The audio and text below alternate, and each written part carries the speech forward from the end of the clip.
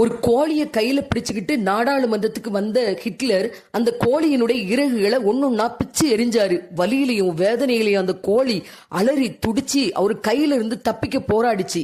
அங்க இருந்த அமைச்சர்கள் எல்லாம், ஐயோ பாவம், அந்த உயிரை இப்படி வதைக்காதீங்க, விட்டுருங்க அப்படின்னு சொன்னாலும் ஹிட்லர் கேட்கல.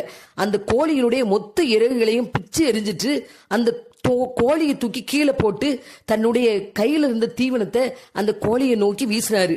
வலியிலையும் பசியில இருந்த கோழி வெள்ள நடந்து வந்து அந்த கோழி தீவனத்தை சாப்பிட்டுட்டு இன்னும் ஏதாவது கிடைக்காதான்னு ஹிட்லரை பார்க்க, ஹிட்லர் தன்னுடைய கையில இருந்த கோழி தீவனத்தை அந்த கோழியை நோக்கி காட்டவும், நம்முடைய இறகுகள் எல்லாம் பிச்சு எரிஞ்சு நம்மளை விதைச்ச மனுஷன் இவன் தான் அப்படிங்கிற எந்த உணர்வும் இல்லாம ஹிட்லரை நோக்கி வந்துச்சு அந்த கோழி. இதை பார்த்த அமைச்சர்களுக்கெல்லாம் ஆச்சரியம். ஹிட்லர் சொன்னாரு, வாக்காளர்களும் இப்படிதான் 4.5 வருஷம் விலைவாசியை உயர்த்தி வரியை ஏத்தி அவங்களை ஒடுக்கி விதைச்சாலும் கடைசி 4 மாசத்துல நாம ஏதாவது இலவசமா கொடுத்தோம்னா நாம செஞ்ச அநீதிகள் எல்லாம் மறந்துட்டு மறுபடியும் நமக்கே வாக்களிப்பாங்கன்னாரு. நாம் ஹிட்லர் கையில் இருந்த கோழியா? Download ShareChat.